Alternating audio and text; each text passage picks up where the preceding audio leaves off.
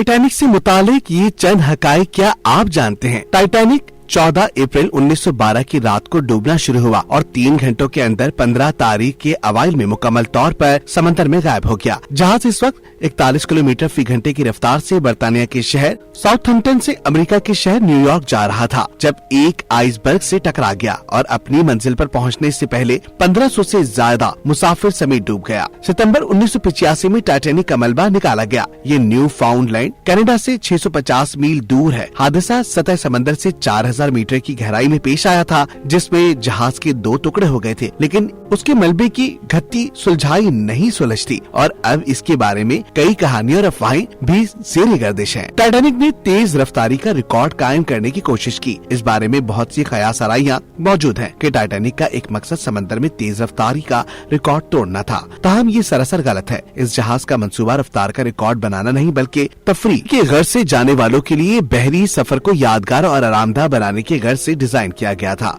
बहरे ओकेयानूस में ये जहाज तेज रफ्तार बहरी जहाजों का मुकाबला नहीं कर सकता था। सोने के सिक्कों और मिस्री मम्मियों से भरा जहाज। टाइटैनिक के बारे में ये कहानी भी बहुत मशहूर हुई कि इस जहाज में मिस्री मम्मियां और सोने के सिक्के मौजूद थे, लेकिन ये भी महज अंदाजे ही थे। इस जहाज की फहरिस्त में सोने के सिक्कों का कहीं कोई जिक्र नहीं। अलबत्ता व्हाइट स्टार नामी जहाज 1917 में सोने के सिक्के ले जाते हुए डूब गया था। शैंपेन की बोतल नहीं खोली जा सकी। टाइटैनिक की लॉन्चिंग के दिन जब जश्न मनाने के लिए शैंपेन की बोतल खोलने की कोशिश की गई तो वो ना खुल सकी और इसको बदशगुनी की अलामत समझा गया। ताहम इस वाक़ये का कहीं भी सबूत मौजूद नहीं। 3rd क्लास के मुसाफिरों को लाइफ बोट्स देने से इनकार। टाइटैनिक के डूबने के बाद एक बड़ा इल्जाम ये सामने आया कि निचले दर्जे पर सफर करने वाले मुसाफिरों को लाइफ बोट्स की सहूलत नहीं दी गई। इस हवाले से ये कहा गया कि जहाज के बर्फ के तोदे से टकराने के बाद 3rd क्लास के मुसाफिरों को लाइफ बोट पर सवार होने की इजाजत नहीं दी गई। इस सूरत हाल को हॉलीवुड फिल्म टाइटैनिक में भी दिखाया गया है। ताहम इन तमाम दावों में सदाकत नहीं।